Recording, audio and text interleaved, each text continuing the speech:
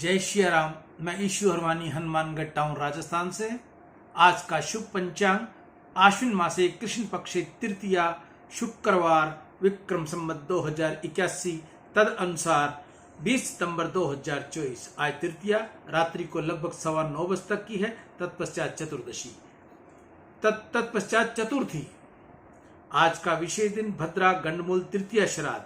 सूर्य राशि कन्या, चंद्र राशि मेष, दिशा अशुल पश्चिम, अग्निवास आकाश, नक्षत्र आश्विन, ब्रह्म मुहूर्त 4:46 से 5:33। राहु काल का समय प्रातः 10:30 बजे से लेकर 12 बजे तक रहेगा। अभिजीत मुहूर्त लगभग 12 बजे से लेकर 12:50।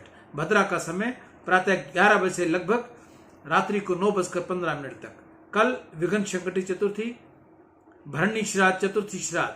22 सितंबर को शरदकालीन संपात, 23 सितंबर को षष्ठी व सप्तमी का श्राद्ध, 24 सितंबर को महालक्ष्मी व्रत पूर्ण, 25 सितंबर को जीवित पुत्री का व्रत, 26 सितंबर को दशमी श्राद्ध, 27 सितंबर को एकादशी श्राद्ध, 28 सितंबर को एकादशी ग्यारस व्रत।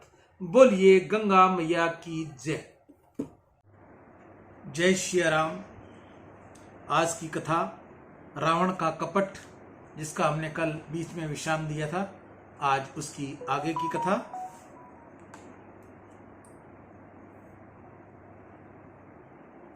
सीता जी की नजर पड़े,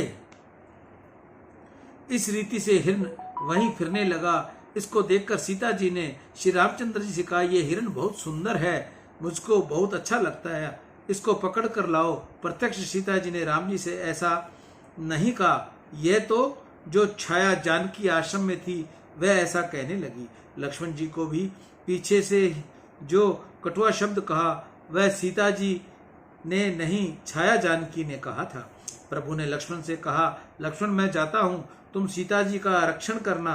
लक्ष्मण ने कहा, नाथ यह हिरण नहीं है, ऐसा भी कहीं मृग होता है क्या? यह तो कोई राक्षस है। राम जी ने कहा, राक्षस होगा तो इसको मारूंगा और हिरण होगा तो इसको पकड़ कर ले आऊंगा, परंतु तुम सावधान रहना, लीला करनी थी, इसलिए परमात्मा नाटक कर रहे थे। तब रघुपति जानत सब कारण, उठे हर्ष सुर काज सवारन। श्री रामचंद्र जी माया मृग के पीछे दौड़े। मृग मारिच बारंबार निहारने लगा और दौड़ने लगा। ऐसा करते करते वह राम जी को दूर ले गया।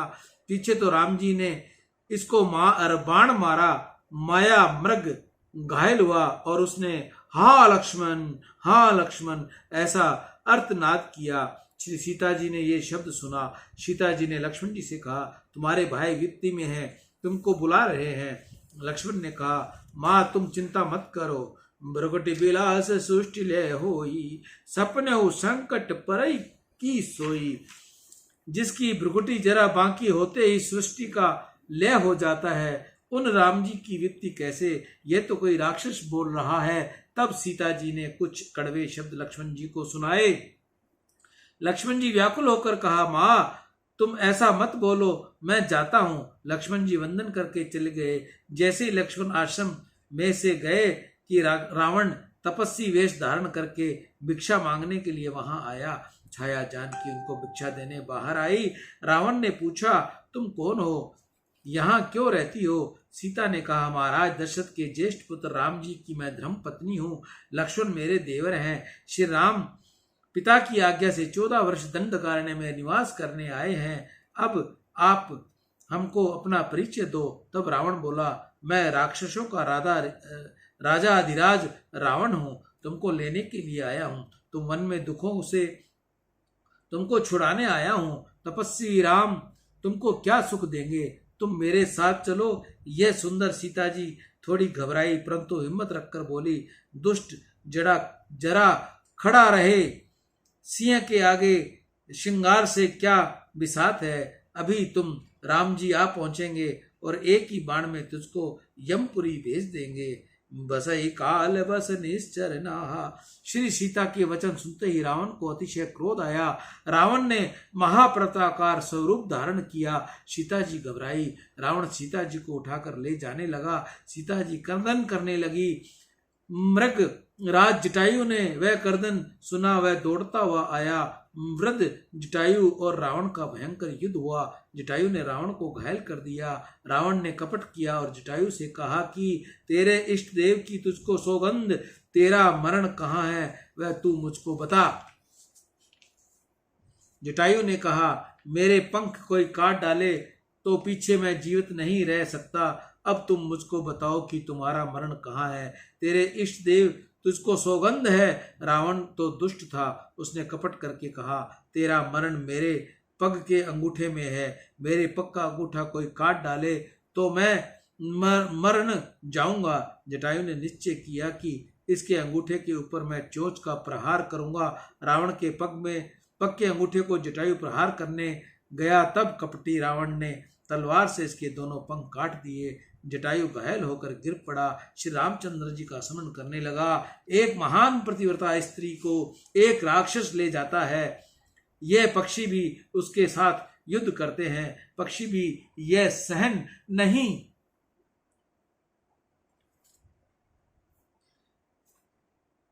नहीं हुआ। जटायु को कपट से घायल करके रावण सीता जी को लंका में ले गया। प्रत्यक्ष सीता का तो रावण स्पर्श कर सकता नहीं। सीता जी की छाया जानकी को वह ले गया।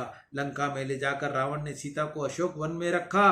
भगवान शंकर पार्वती को समझाते हैं, श्री सीता जी परमात्मा की दिनी शक्ति थी। जहाँ सीता जी विराजती है वहाँ किसी को शोक दुख होता ही नहीं, इसलिए इस वन का नाम है अशोक वन। अशोक वन में सीता जी विराजी हुई थी। रावण सीता जी को मनाने का प्रयत्न करने लगा, परंतु यह सीता जी में मातृभाव रखता था। रावण ने विचार किया कि मेरे वश में हो जाने पर मैं काम भाव रखूंगा। अशोक वन में रावण ने राक्षसियों को पहरा रखा। श्री सीता जी राक्षसियों से घिरी हुई थी। शरीर अति कृश था, सब प्रकार से श्रृंगार त्याग दिए थे। समस्त समय राम जी का ध्यान धरती थी। ध्यान संयोग में नहीं होता, वियोग में होता है। भगवान में वर्ण आया कि वासुदेव देवकी ने यहाँ प्रत्यक्ष श्री कृष्ण प्रकट हुए।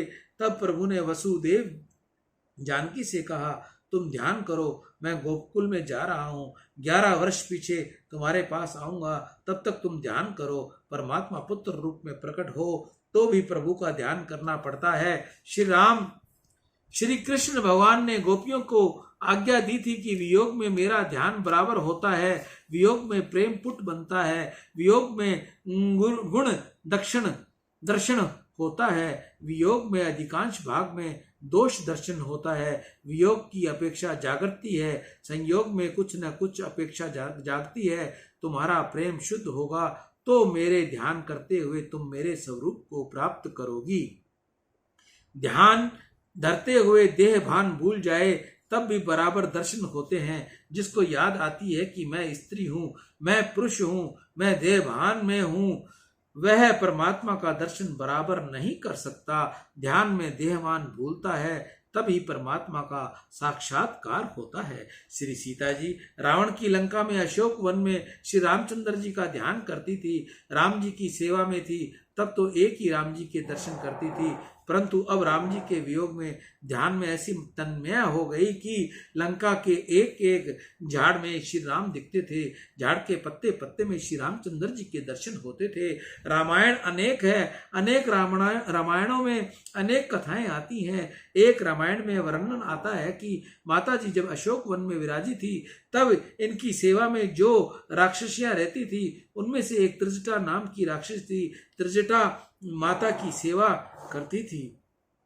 एक बार अशोक वन में सीता जी ध्यान करते करते तन्मय हो गई।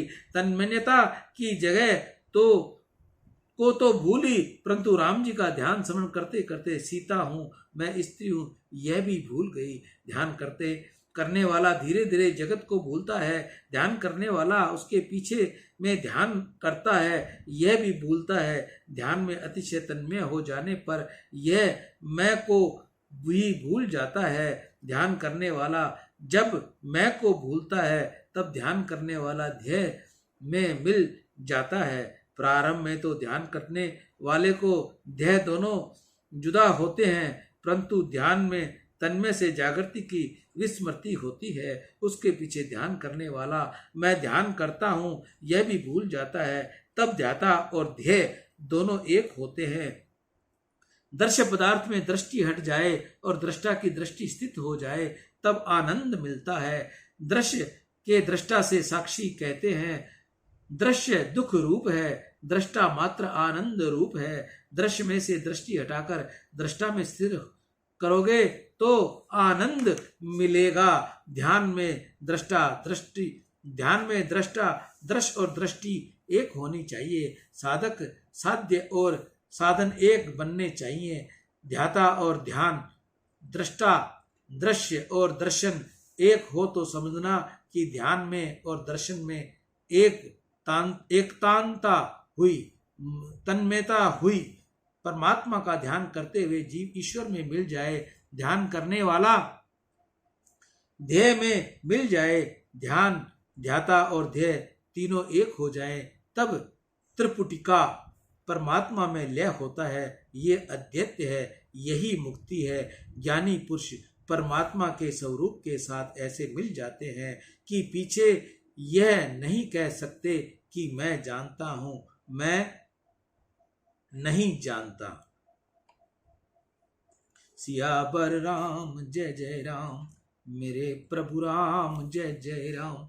जय मंगल भवनी अमंगल हारी, द्रवौ सुदशरथ अजर बिहारी। रावण का कपट कथा को आज हम यहीं विश्राम देंगे। कल हम इससे आगे की कथा आपको सुनाएंगे। मैं ईशु हरवानी, हनुमानगढ़ टाउन, राजस्थान से रोज आपको रामायण, तत्वार्थ रामायण के कुछ शब्द सुनाता हूँ तथा मैं तुलसी की माला बनाता हूँ। जिस माता बहन के घर तुलसी का पौधा विसर्जन हो गया हो और उसकी डंडी मोटी मोटी हो, यानी बॉल पेन के समान हो या उससे मोटी हो, तो वह उसे काट कर साफ कर फेंके नहीं, अपने पूजा स्थान पर रख के उसकी पूजा करें। अगर आप चाहो तो उससे मैं आपको तुलसी की माला बना सकता हूँ, आपको बना के दे सकता हूँ। आप मेरे को कोरियर भेजिए, आने जाने का कोरियर आपका रहेगा। एक माला बनाकर मैं आपको भेज दूंगा, क्योंकि आपकी तुलसी माता के आगे बहुत सेवा की है। सालों से आपकी तुलसी ने आपको सेवा की है, आपके लिए वह बहुत शुभदायक रहेगी। ईशु हरवानी, हनुमानगढ़ टाउन, राजस्थान। राम।